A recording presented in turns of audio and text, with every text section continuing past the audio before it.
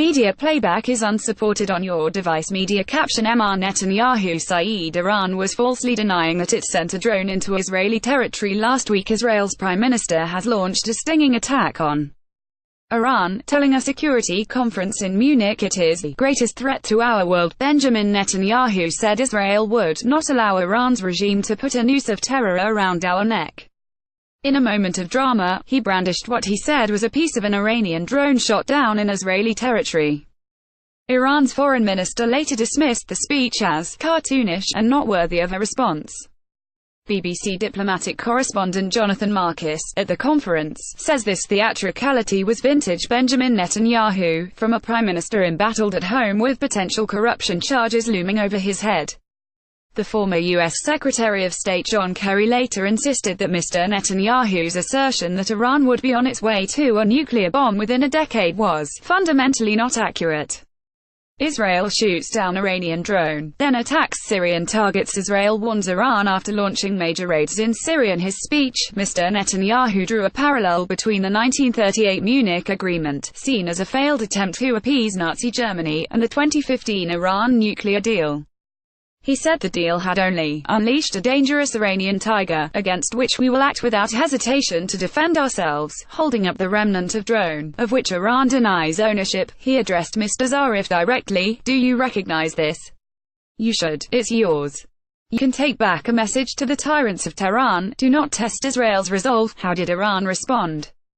Speaking later, Mr. Zarif called for a new security arrangement for the nations of the Gulf region, warning that without this there would be turmoil.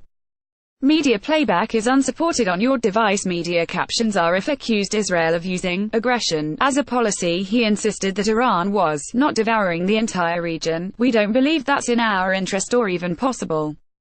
So we need to start talking instead. He deflected a question about whether Iran could recognize Israel, accusing Israel of using aggression as a policy against its neighbors and the Palestinians, and saying it was trying to escape responsibility for its criminal policies. As for the nuclear deal, he insisted, we will not be the first ones to violate an agreement which we did everything to achieve, despite Mr. Netanyahu's efforts. Why the recent spike in tensions?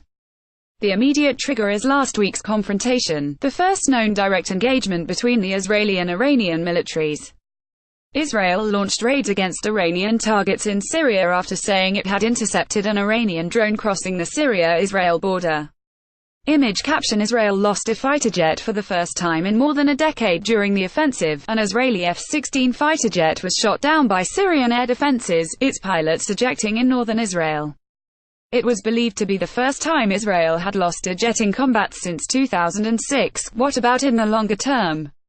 The rivalry between Iran and Israel has been exacerbated in recent years by the regional instability, from the toppling of Saddam Hussein's regime in Iraq, which removed a counterweight to Iranian regional power, to the ongoing proxy war being fought between many different powers in Syria. Israel is a vocal opponent of the 2015 deal struck between Iran and 6 world powers which lifted sanctions in exchange for curbs on Iran's nuclear program. It is a debatable point whether Mr. Netanyahu or Mr. Zarif was the most welcome guest in Munich, says the BBC's Jonathan Marcus. While there is strong support in Europe for the nuclear deal with Iran, there is a growing sense in several capitals that more must be done to curb Iran's destabilizing regional role. It has emerged as one of the great victors from the chaos in Syria. How will the speech be seen from Israel? The Israeli Prime Minister was speaking with a huge shadow of potential corruption charges hanging over his head. He is likely to have directed his Munich appearance as much at his domestic audience as to the wider international community, our correspondent says, insisting that he remains the essential leader for Israel at a time of growing regional competition.